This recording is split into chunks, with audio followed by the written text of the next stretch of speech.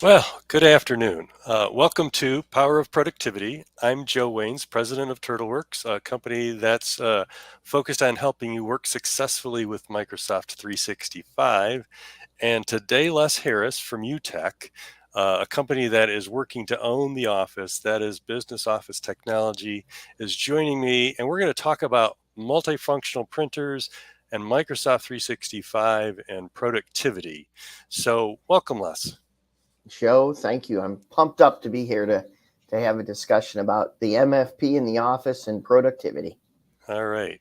So, um, when you're talking with C-levels, decision makers about MFPs, maybe you got to call them scanners, copiers to Yeah. get their attention. Right, right. Um, I, that seems like an interesting conversation to me to get them thinking in that space and to see that there's value that they can get by making solid decisions related to their equipment.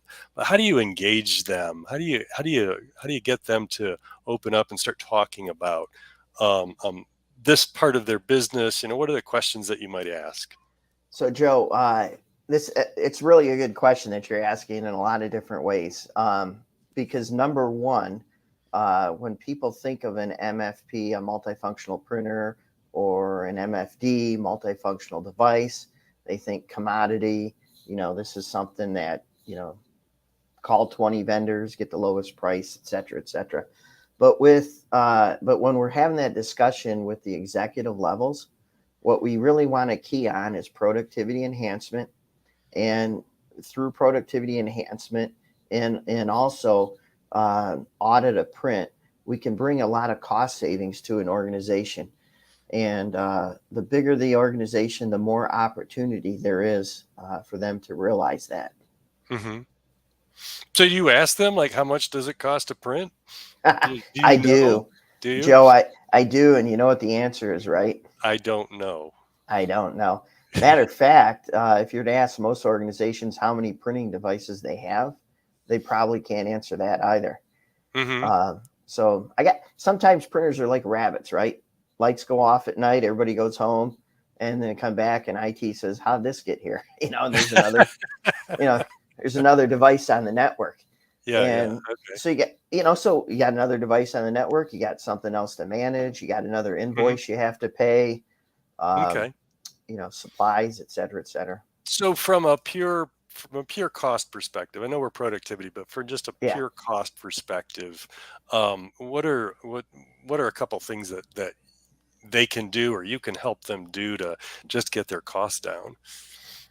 So there's a couple of ways to approach that. The first thing is to try to get a handle, on what you're spending, right? Find out where you're at, and that's a relatively easy question to answer because you can just go see how much paper am I buying, right?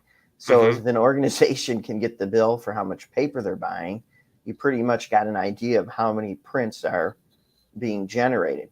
And then from there, it's looking at the devices that you're printing to. So I hear plenty of stories. People are happy pumping away at work. All of a sudden the cartridge is gone. They either don't have one, or they got to run down to Staples, and then now all of a sudden it's a $200 expense buying the cartridge. So you Hmm. really you really got to get a handle on your supplies expense and maintenance kits expenses. Hmm. And then from there, you can develop print strategies, and you can create print policy, and begin to look at tools that can effectively manage the output that your organization has. One of the things that comes to mind, that you had mentioned to me before, is using Active Directory and group Yep. policy to actually control, put a budget in place for Yes. the people who are using the MFPs, and that you've seen significant results. In one example, it was extreme. School Yep. system went down 70%. Their print costs Yep. went down 70% by putting a budget in place, and that budget I don't know how they handled it. Yeah. If it was they hit their limit and they can't print anymore, or they hit a limit and they're reminded, or they get a little tail off and they can still print for a while, or Yeah. whatever. But maybe you can talk about that a little bit. Yep. So I like to the percentage I like to use is around 30%. In that, I can, practically guarantee any organization that you walk into, you can, just through some good print strategy, print policy, reduce costs about 30%, simply because it's an unaudited expense in business today. But Mm-hmm. some simple things that people, your listeners, can do, default the drivers to monochrome as opposed to color, unless they're in a creative department and they need, to have the color. You can default a driver to duplex instead of simplex, and you're probably going to see a 20% reduction in paper usage, right off the bat. But when we start to talk about Active Directory integration, there's various tool sets that you can invest in that work in conjunction with Active Directory, to where when I go to print or scan or fax or whatever, it needs me to authenticate on the network to say, hey, it's okay for this guy to, or this person to do this. So a lot of times people use it through their access control card. Mm-hmm. And so that's a way, and that helps. Boy, oh boy, how many times have you gone by a printer in somebody's office and there's a paper sitting there, or a document that was printed 5 hours ago and left on the tray? That eliminates all that. Mm-hmm. Eliminates it right now. That's a way to control once the job's sent. When you get into the Active Directory integration, there's some other things that you can do. And, sometimes we like to say it's a hammer or feather approach. So a hammer approach would be, hey, you're only allowed to print 500 prints a month. And once you exceed it, you're done. A more feather-like approach might be, this job has many pages in it. It would be more effectively sent to this print device because this print device is cheaper to operate versus this print device, which is more expensive to operate.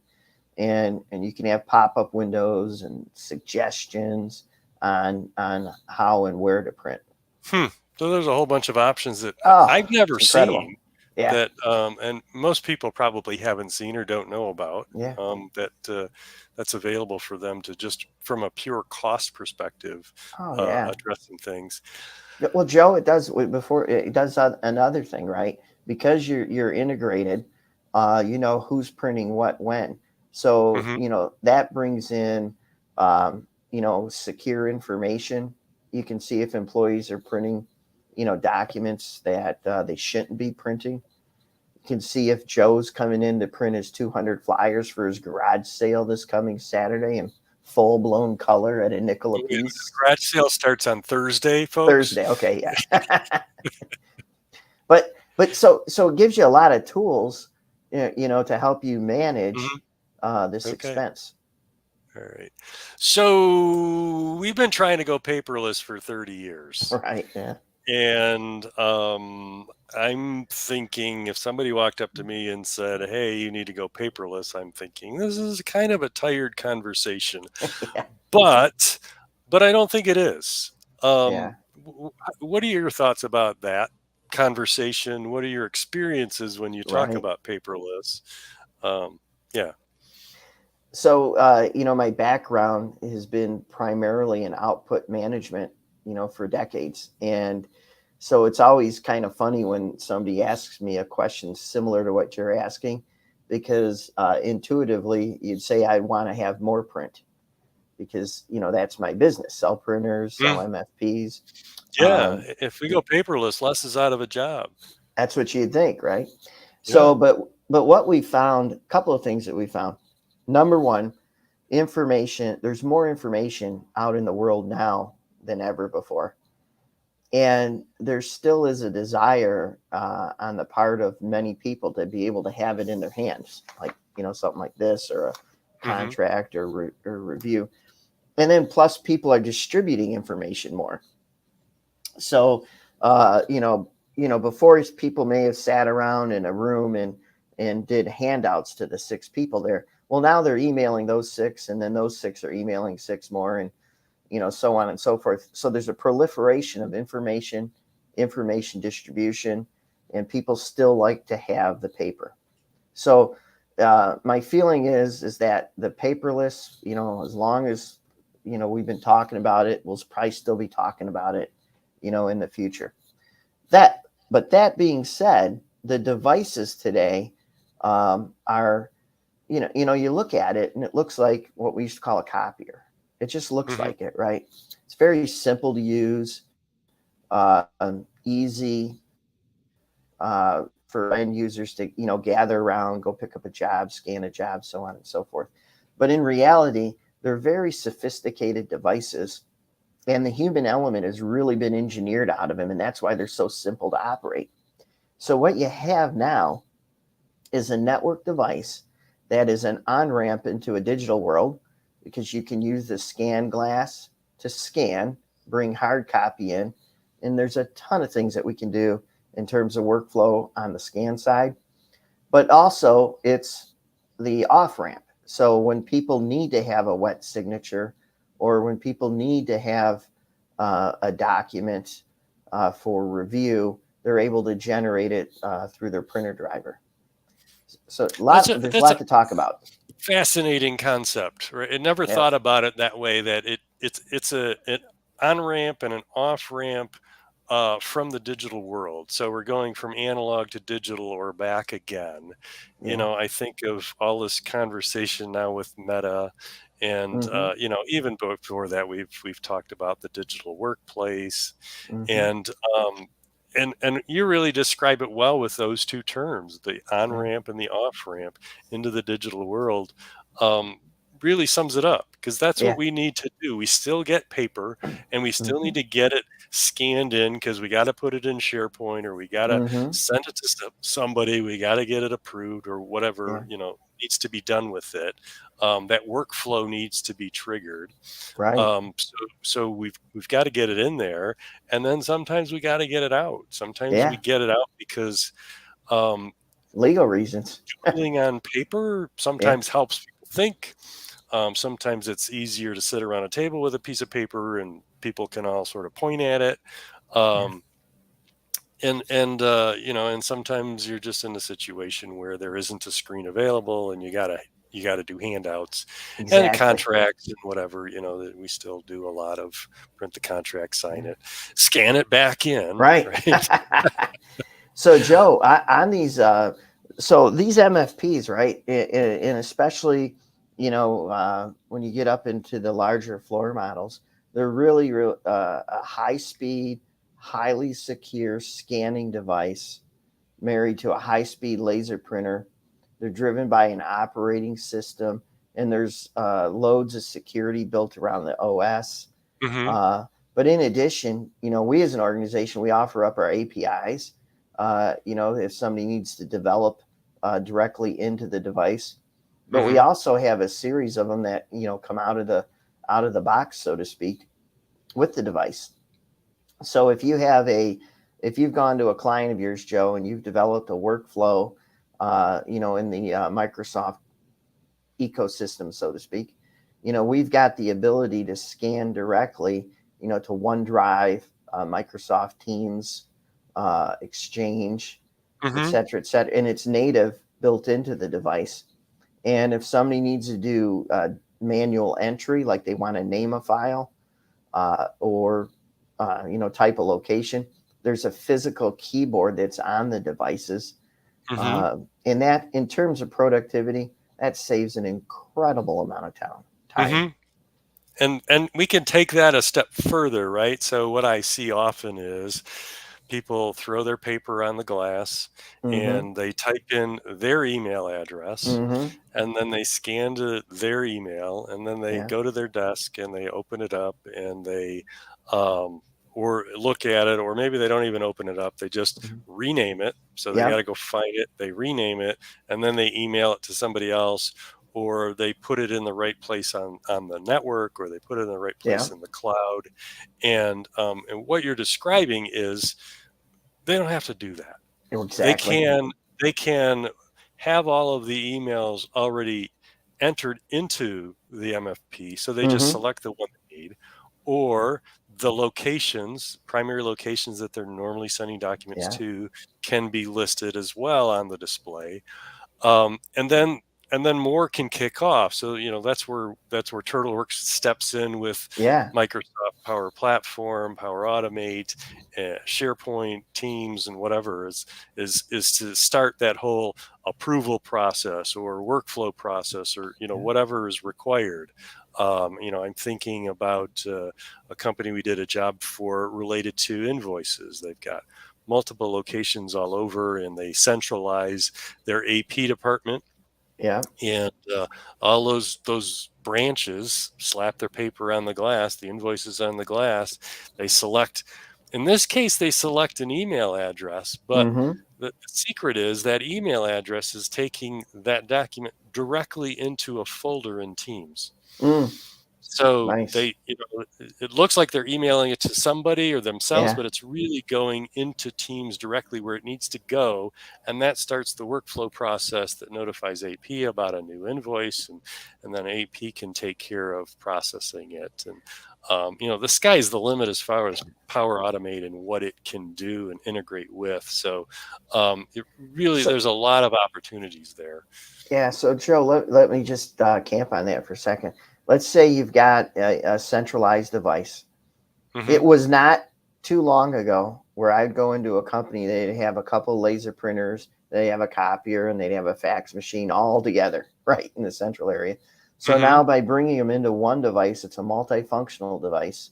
And so this multifunctional device can now service multiple people in different departments. So, early on, we talked about integration with Active Directory. Hmm. So you can have two people using the device that are in two different departments, and they would have two different um, worlds that they can scan to Sure. based upon their login credentials and what their job role is. Hmm. So you can, and then after that piece is done, and you're the guru on the workflow after that, but it allows the flexibility of, instead of a company going out and buying a network scanner or a PC based scanner for every person or every department, they can all share it, improve their productivity. I mean, we got these things scanning now upwards of like 240 images a minute. I mean, they're just bam, bam, bam, very fast, very Sure. accurate. But Hmm. yeah, productivity is the name of the game on that. So what you're saying is the intelligence is there within the device and within Active Directory, to differentiate. You know, it's Fred Smith is logged in. He's shooting a print job somewhere, or he's scanning somewhere. We know that scan needs to go to the finance department because that's where Fred's at. And Sally, it needs to scan, but she's in HR, and we Yeah. know that document needs to go in HR. And then the sky's the limit, right? Robotic Mm-hmm. process automation, the ability for us to actually do OCR on that document, Yeah. pull out the information from the various fields, literally open up other applications and put that information in other applications, and Absolutely. start other processes being activated, initiated. It's all there. It's all doable. All the Mm-hmm. pieces are there, folks. It's like Tinker Toys. It's like Yeah. Legos. Just plug the pieces together. You need a little guidance, and then away you go. So, Yeah. um, And the neat thing in terms of the on ramp experience, these things are just simple to use. They're just easy. People walk up to them. They've been using them for decades. You just press the button on the glass, hit the big green one, and button, and away it goes. okay, so a couple other thoughts. Yeah. Um, Inbound email. Yes. So tell me about that. First of all, help people understand what that is, and then tell me how you can help them handle that better. Sure. Sure. So a lot of um, inbound.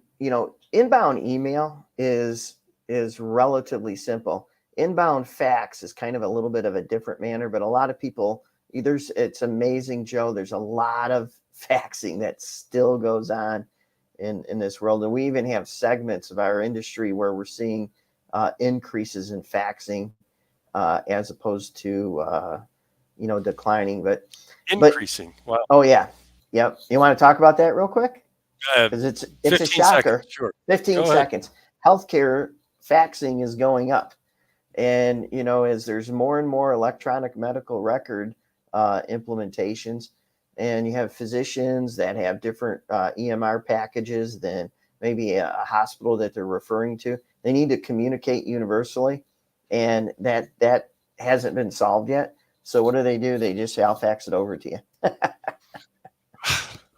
Okay, it is what it is. It's All a right. real So deal. yeah. All right. So inbound mail. Yeah. So, well, can you help me by giving me a scenario? Because with our devices, we connect on the network. We're a device on the network. Hmm. So the inbound email. No, Uh, I'm saying mail, just mail. So oh, the okay. idea is, Physical I would, mail. yes, I would, yeah, Thank you. exactly, Yeah. physical mail. I was Yeah. talking with someone the other Yeah. day, and we were talking about asking for email, or not Right. email, but physical addresses. Right. And her comment was, these days she always has to ask, do you want the business address Yeah. or the residential address, if you Right. will, Yeah. because so many people are still working at home. Hybrid. So, or hybrid, like, Yeah. so how do you handle that situation where Right. mail is coming into the office, but the person's working at home 5 days a Yeah. week? Yeah, it's pretty crazy. So we refer to that as digital mail. And so the situation that you're describing is wholly accurate. And so, and it has a big impact on productivity. So if there's an individual that gets a invoice on Monday and they don't start, you know, paying it until they get in Friday, or somebody does courier service, another expensive way, but we've built up a series of digital mail rooms, which case we can create a solution at the client site, so that somebody who's receiving the mail in can physically kick off digital workflows in order to deliver the mail, if you will, electronically, right from the MFP operations panel. So Look, yeah, look at that. and yeah, it's something. It's an application that prior to COVID, nobody had any interest in. We've had the ability to do it. We've designed it, but prior to COVID, it just wasn't of interest. But Hmm. now that people are more mobile, and they have to process work. There's still work that comes in that's paper based. So we have ways to create and develop the solutions built around the MFP. For a smaller company, it can be as simple, as just having an operator program in, a variety of email addresses into the device, or it can be as complex with mission critical communications, where we can generate audit trails and store the digital transmission, based upon regulations and what have you. All right, good stuff. We got Yeah. time for one more, and I'm thinking we legacy print. So we Yeah. still got AS400s out Yes. there. Yeah. We still got Unix out there, and we've got a lot of new Unix being introduced called Mm-hmm. Linux. Yeah. And then this whole idea of the print stream Yeah. and leveraging middleware, and maybe those topics overlap, maybe they don't, but um, flesh that out a little bit for us. Yeah. So what happens, Joe, is companies invest a tremendous amount of money in their line of business applications, their ERP solutions, Hmm. and sometimes they need modifications or they need things to happen, and it's a lot of money and time to modify the core application. And what a lot of developers and a lot of people don't realize is that whole print stream It's either going to be, PCL. It's probably going to be PCL5 in reality. Sometimes it's PostScript. Um, So uh, PCL5 is print control language. That's the code that makes up what the printer needs to know to do. And yep. then PostScript is what your PDFs are using as far as a language inside that file. Yeah, yep. Absolutely. Thanks, Joe. So what happens though is these print jobs, where the information lies in the print stream, is the same from print job to print job to print job.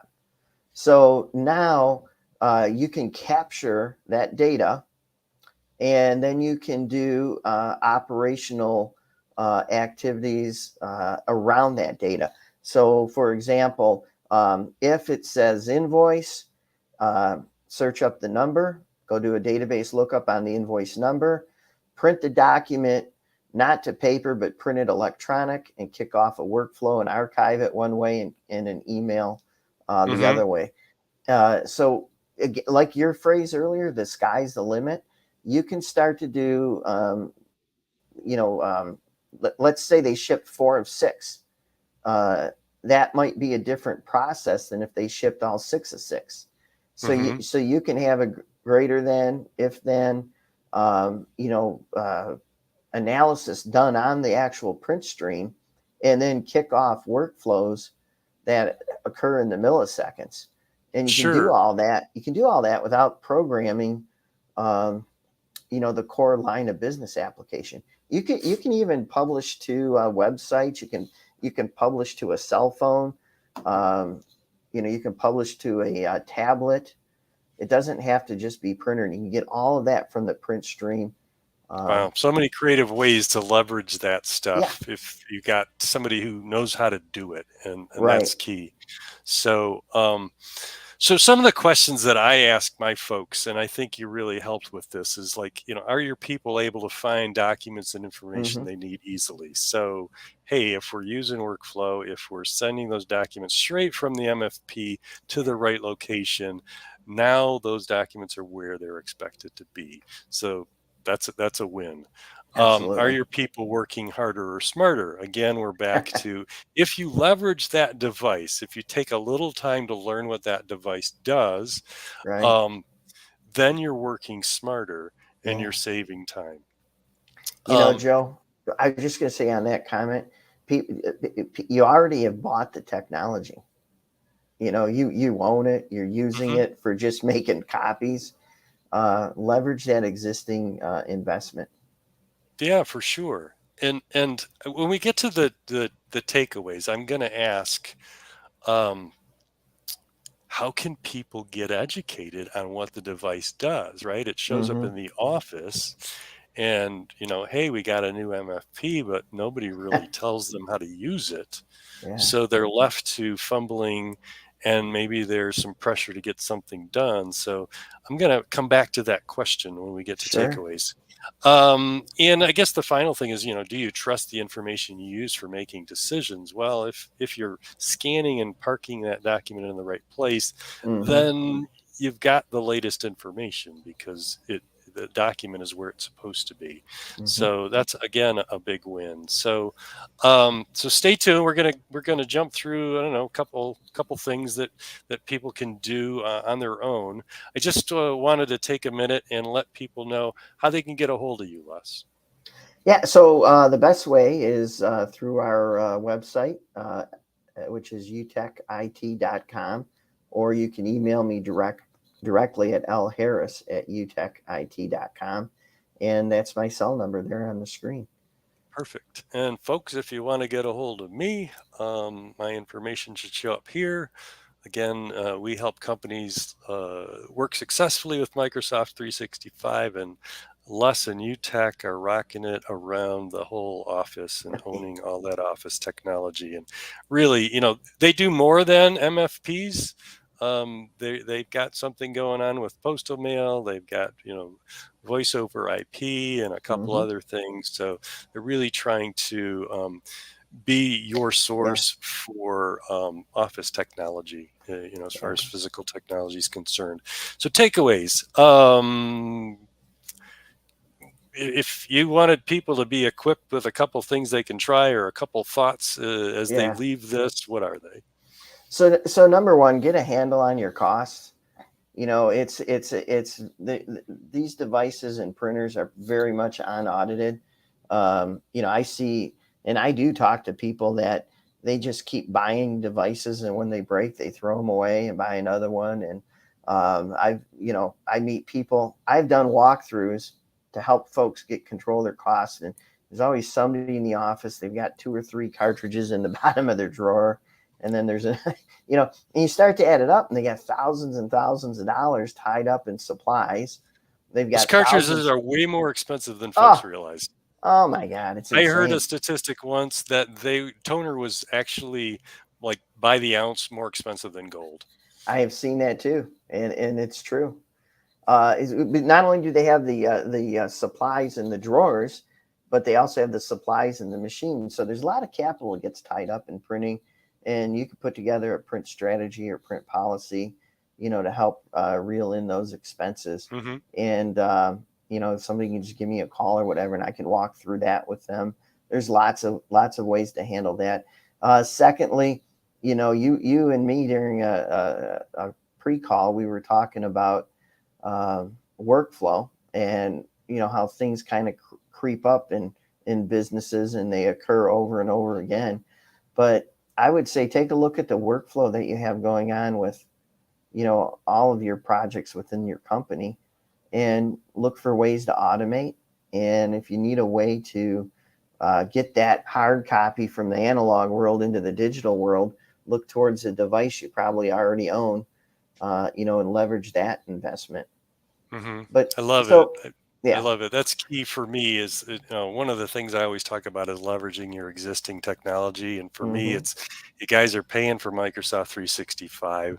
You got a boatload of applications in there that'll help you automate your business, build scorecards, dashboards, systems integration, data work, on and on and Yeah. on. And this workflow and tying in with printers and MFPs is the same thing. And you're saying the same thing. It's like, guys, you bought this device, it does all Right. these things, and you're not using them, or you're going to buy something else to do what you already have a device that will do.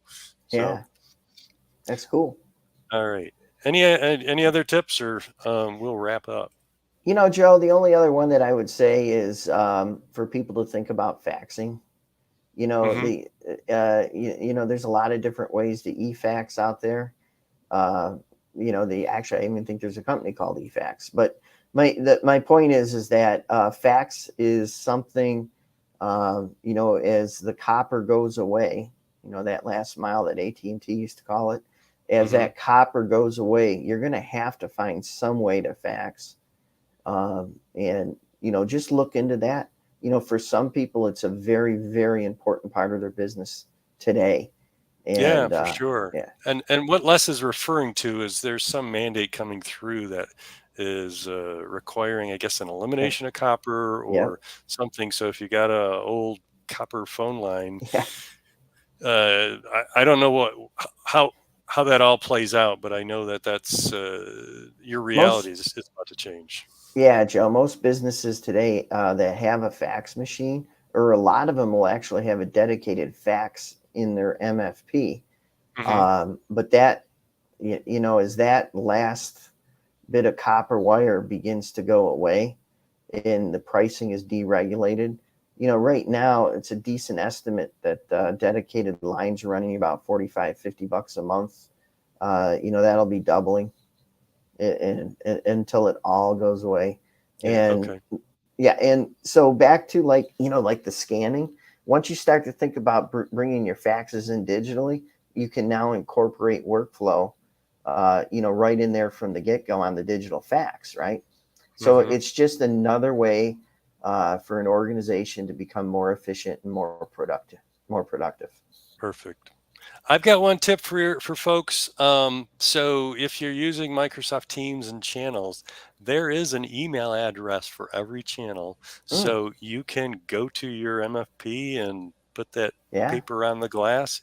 And if you know the address for that channel, or if you sure. program it into your system, now that document's going to get perked right in the channel that you want it to Yeah. be parked in. So that's my tip for the day. That's a great productivity piece, Joe. There we go. Well, thank you for joining me, Les. I You think got there it. was a lot of good information that people got out of this conversation. I'm glad you decided to join us. I was happy to. Yeah, we'll see you. All right. All Catch you right. later, Joe. Yep. Bye now. Bye.